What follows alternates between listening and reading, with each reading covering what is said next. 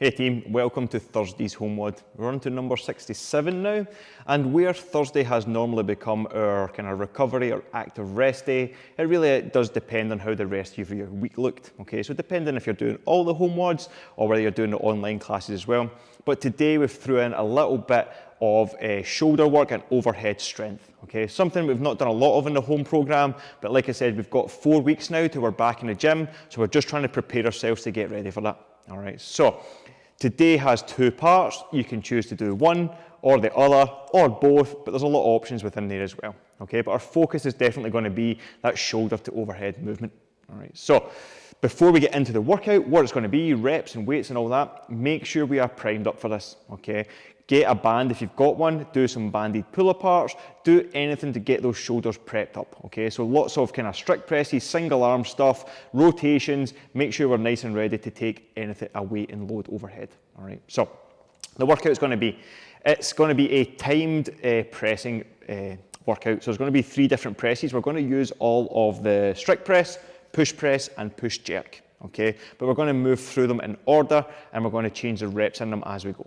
So it's going to be every 90 seconds for 12 rounds. Okay, so that's essentially going to take us 18 minutes. Okay, so it's 18 minutes worth of pressing. And what we're going to do is break it into 3 sections. So of those 12 segments or intervals, we're going to do the first 4 of strict press. And that's going to be 6 reps. So I want you to do 6 reps in the 90 seconds, the remaining time, just rest. Okay, and you're going to do that for 4. So 6, 6, 6, and 6. When we go into interval number 5, we're then going to change that strict press to a push press, and we're going to keep the load the same. Now, by keeping the load the same, we're going to increase the reps. So now we're going to do 8, and it's going to be 8 push press in the 90 seconds with rest in the remaining time. You're going to do that for 4 intervals. So now that's us through 8. When we go into interval number 9, we're going to again keep the same load, and now we're going to do a push jerk. But the reps are going to increase again, and now we're on 10. So then we're going to have 4 rounds of 10. All right, that's our 12 rounds. 4 rounds of 6, 4 rounds of 8, 4 rounds of 10.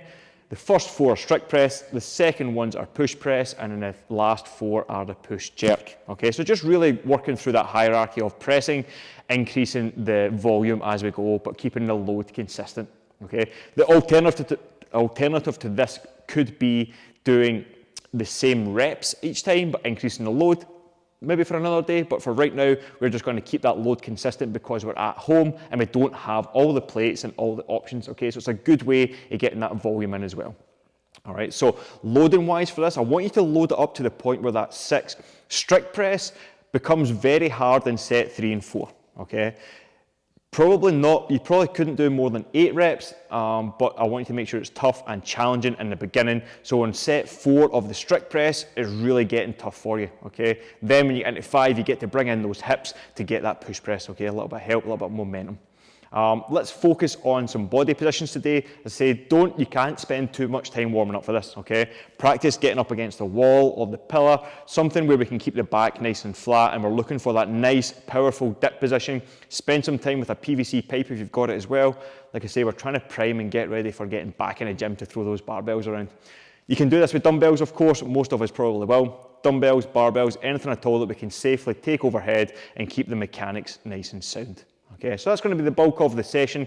They've got a little finisher, and what that's going to be is 5 rounds for quality. Okay, so no clock on this. You're just going to move and move with some real intent and purpose. Okay, shoulders are going to be pretty fried from all the pressing. Great, because we're just going to keep that going. And what it's going to be is 50 double unders into 3 wall walks. Okay, so that's going to be 5 rounds of that for quality. So no speed on it. You can break. Take as much break as you like between the double unders and the wall walks. Maybe it's a good challenge for you to try and get those 50 double unders unbroken.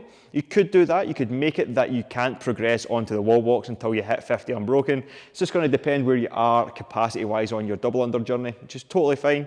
You can make this singles as well, maybe make it 100 singles today. Again, it's just for quality. We're trying to get that heart rate up a little bit before we get into that wall walk. Now on the wall walk, you're going to start in the push-up position with your feet against the wall. We're going to walk the feet up and walk the hands in at the same time until we can get our face as close to the wall as we can. Now that may look different for all of us. Some of us may only get halfway in, some may get all the way. Both pretty effective, stacking some weight on the shoulders and spending some time there.